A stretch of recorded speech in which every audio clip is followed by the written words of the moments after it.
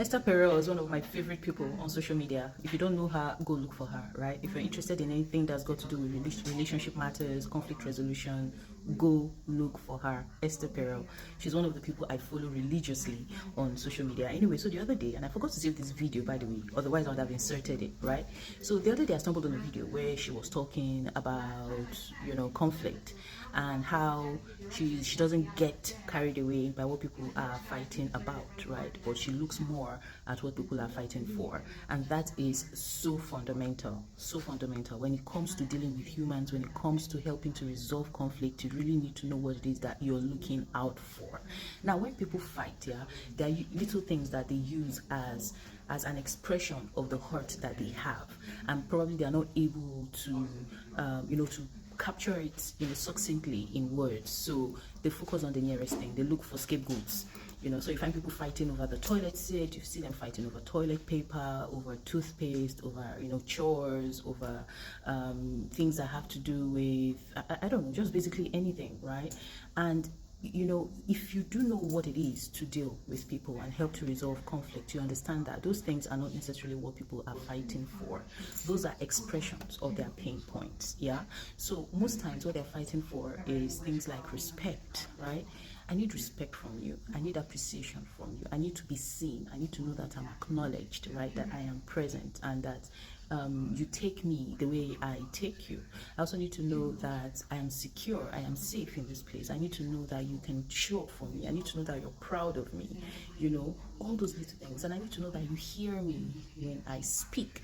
So those are the general pain points in any relationship. But because a lot of us can't articulate what we want to say, we grasp scapegoats and we focus on that, and it looks like we are making a molehill out of an anthill. I don't know if that's the right saying, but you get where I'm going.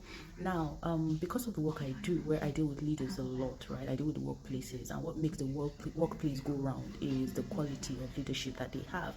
And I have said that it doesn't matter how toxic or how productive a workplace is, the credit goes to the quality of leadership. And it's the same thing here.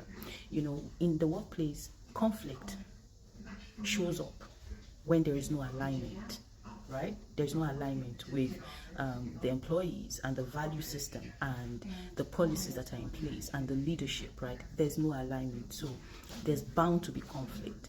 And the conflict then turns up in things that we see, that we complain about. We see toxicity, we see insubordination, we see absenteeism, we see unproductivity. All those things are symptoms of what the leadership has allowed for so long. And that is where the conflict comes from. So don't look at what people fight about. And that's what I do. When I am being consulted, the client is basically explaining to me what their pain points are. I tell them, hey, I feel you, I empathize with you, I see you, and I hear you. But these are not your problem. So if you allow me, I'm going to dig deep, and I'm going to tell you what the problem is. The first port of call is your leadership. And oftentimes they go, but it's true. And that is why I am so particular about leaders. Before you can even talk about anything that's got to do with the workplace, you're talking about capacity building, you're talking about all that, you need to look at the quality of leadership that you have. They have to be in a place where they can man, the responsibility of what it is that has been granted unto them. So it doesn't matter what kind of leadership, if it's got to be like a CEO, a business owner, an C-suite executive, whatever it is. That's one of the reasons why I put together this very free webinar tagged the making of a stress master leader. A lot of leaders can't handle stress. A lot of leaders are overwhelmed by the stress of the responsibility of the role that they have. You need to be able to acknowledge your role. I need to be able to learn how you can align yourself with the objective of the role that you have in such a manner that it impacts you positively, and you see this also play out within your team, within your environment. So if you haven't already, I would like you to sign up for this webinar. Again, as I said, it's very free. Just sign up. I'm going to put up the link somewhere on the video or in the caption, right? You can join only if you register. It's free, but it's only open to those who are registered, and the seats are very limited. I do not want such a crowd.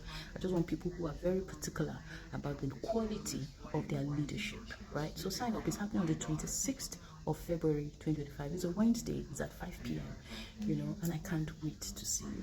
Let's really talk about this and let's see how we can help ourselves become better and improve our workplaces and also our teammates. All right?